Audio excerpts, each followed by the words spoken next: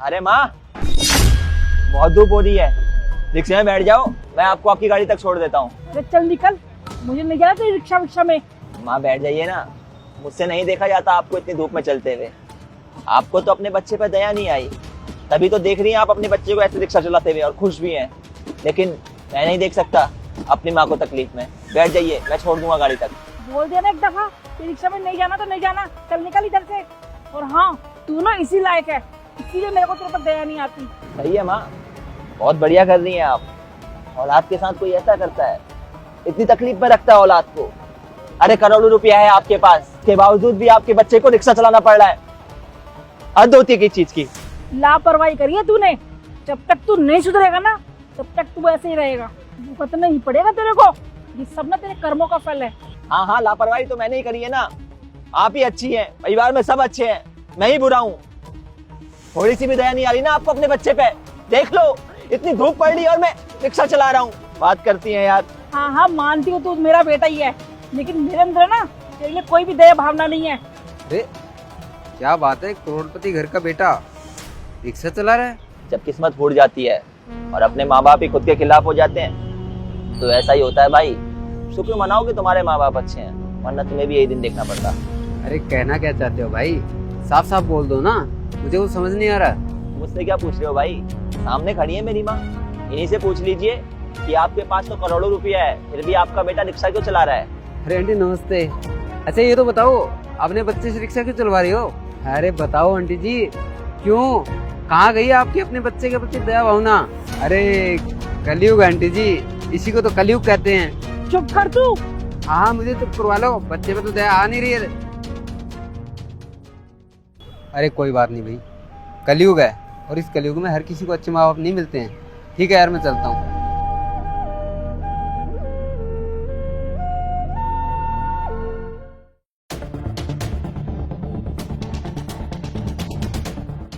हाँ भाई, कितने रुपए हो गए? साहब आपके 70 रुपए हो गए। 70 रुपए? ये ले पकड़, 50 रुपए। 50? साहब क्या कर रहे हैं आप, ये 70 रुपए हो गए बोला मैंने। मतलब जो दिया ना वो चुपचाप रख ले, वरना ये भी ले लूंगा। कैसी बातें कर रहे हैं आप, इतनी धूप में हम रिक्शा चलाते हैं और आप ऐसा बोल रहे हैं।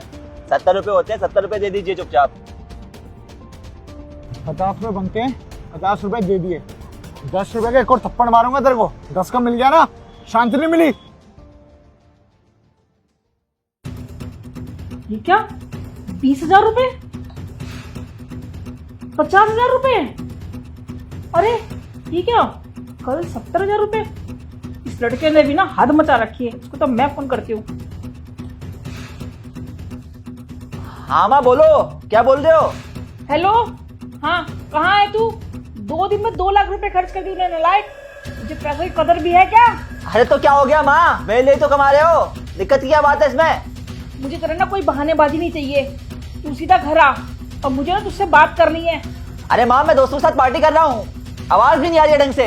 मैं बाद में बात करता हूँ आपसे, चलो रखता हूँ फोन।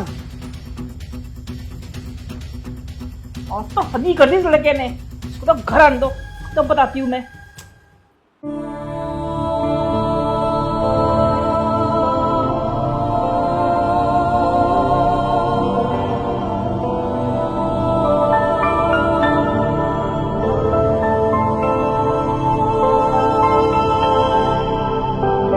पैसा बर्बाद करने लगा तू।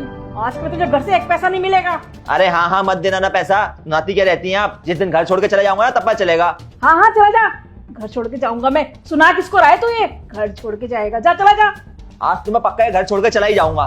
देखता हूँ फिर रोती रहोगी, मेरा बेटा चला गया, मेरा बेटा चला गया। चला जा, लेकिन जाने से पहले ना मेरी एक बात सुन ले। जिस दिन तुझे पता चलेगा ना पैसा कितनी मेहनत से कमाया जाता है, तब तेरे को अकल आएगी कि पैसा कमाना तो बहुत मुश्किल है और खर्च करना उतना ही आसान है। और उस दिन तुझे पता चलेगा कि तेरी माँ सही बोलती थी। अरे आपके रोज के भाषण सुन के ना परेशान हो चुका हूं मैं। पैसा खर्च करना आसान है, कमाना मुश्किल है, बस यही। अरे किसके लिए रखा है पैसा इतना सारा? घर छोड़ के जा ही रहा हूं मैं, अब तो दिमाग खराब कर दिया है रोज का रोज। अरे जा ना, एक दिन लौट के घर वापस जरूर आएगा तू, जब पता चलेगा तेरे को।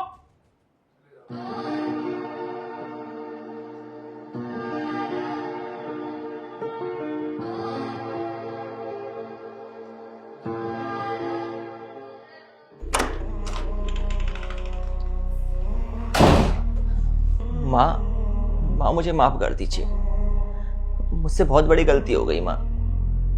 आप हमेशा सही थी, आपने हमेशा सही कहा है। मैं ही बेवकूफ था जो आपकी बात को नहीं समझता था, लेकिन अब समझ में आ चुका है माँ कि पैसा बहुत ज्यादा कीमती होता है। इसका इस्तेमाल इंसान को सोच समझ कर करना चाहिए। मैं बेवकूफ था जो पैसे की बर्बादी करता था। पैसा कमाने में बहुत मेहनत लगती है। एक एक पाई पाई जोड़ने में इंसान को कई बार कई लोगों से बहुत कुछ सुनना पड़ता है। दिन रात कड़ी मेहनत करनी पड़ती है, और कई बार तो इंसान दिन रात कड़ी मेहनत करता है फिर भी पैसे नहीं जोड़ पाता है। पैसा बहुत कीमती होता है माँ, इसे हमें ऐसे बर्बाद नहीं करना चाहिए। मुझे माफ कर दीजिए माँ, मैं आगे से कभी भी पैसे की बर्बादी नहीं करूंगा। वाह मेरे बच्चे, मैं बहुत खुश हूँ आज तुझे पैसे की वैल्यू समझ में आ गई। मेरा बस यही उद्देश्य था कि तू सुधर जाए, और तू सुधर गया बेटा। माँ मैं बहुत बड़ा बेवकूफ हूँ, कई बार आपसे उल्टा सीधा भी बोल दिया मैंने। मुझे क्या पता था कि आप तो मेरा ही अच्छा सोचती हैं। सॉरी माँ, माफ कर दीजिए मुझे। अरे नहीं नहीं बेटा, जो हुआ सो हुआ। अब तुझे ना सुधर गया है, आगे से कोई गलती मत करना, और मैंने तुझे उल्टा सीधा कुछ बोल दिया हो तो उसके लिए मुझे माफ करना। अरे माँ आप क्यों माफी मांग रही हैं? आपकी कोई गलती नहीं है, सारी की सारी गलती मेरी है। आपने तो हमेशा ही मेरा अच्छा सोचा है। आप प्लीज माफी मत मांगिए। अच्छा माँ चलिए अभी मैं चलता हूँ, ठीक है? अरे बेटा कहाँ जा रहा है? वो क्या है ना माँ, जो मैं रिक्शा चलाता था ना, उससे मैंने कुछ पैसे जोड़े हैं। उन पैसों से मैं आगे की पढ़ाई के लिए कहीं एडमिशन लूंगा, और साथ ही साथ कोई काम पकड़ लूंगा जिससे मैं अपनी फीस चुका पाऊंगा आगे की। इससे क्या होगा कि मैं अपनी मेहनत के बलबूते पे आगे बढ़ूंगा। अरे पागल बेटा, ये सब तेरा ही तो है, ये तेरा घर है। अब तू यहाँ रहेगा। वो तो तुझे सबक सिखाने के लिए मैंने ये सब किया था, और अब तो तू सुधर गया है, तो अब तुझे कहीं जाने की कोई जरूरत नहीं है। तू तेरा घर है, यहीं रहेगा। माँ कभी भी ना अपने बेटे को तकलीफ में नहीं देख सकती। वो तो बस मैं अंदर के झूठे मन से तेरे साथ ऐसे बर्ताव करती थी। कौन माँ ऐसा चाहती है कि उसके बच्चे को तकलीफ हो? है तुझे सबक मिल गया है ना, बस मुझे इस बात की बहुत संतुष्टि खुशी है। अब बस तू कहीं नहीं जाएगा, यहीं रहेगा घर में। तुझे ना बेटा उल्टा बोल कर ना मैं भी कई घंटों तक रोती रहती थी, लेकिन बेटा अब नहीं। अब मेरा बेटा सुधर गया है और मुझे बहुत खुशी है। अब तो हम दोनों खुशी से रहा करेंगे घर में। हाँ आप कितनी अच्छी हो, मैं ही बेवकूफ हूँ। समझ में आ गया माँ मेरे को कि माँ बाप हमें डांटते भी है ना तो हमारे भले के लिए डांटते हैं। जिस तरह से कुम्हार जब घड़ा बनाता है तो कई बार उस घड़े को पीटता भी है, कई बार उस घड़े पे हथौड़े से वार भी करता है, लेकिन उस घड़े की भलाई के लिए करता है ताकि वो घड़ा मजबूत बन सके। ठीक उसी प्रकार माँ बाप भी हमारी भलाई के लिए ही हमें बोलते हैं। हमारे माँ बाप की डांट में भी एक प्यार छुपा होता है, एक परवाह छुपी होती है जो बच्चों के उज्जवल भविष्य के लिए होती है। माँ आप सच में बहुत अच्छी हो। थैंक यू माँ मेरी इतनी केयर करने के लिए। आप दुनिया की बेस्ट माँ हो। चल चल बहुत हो गया तेरा, चल मुंह हाथ धो, मैं तेरे लिए खाना लगाती हूँ। चल आ जा।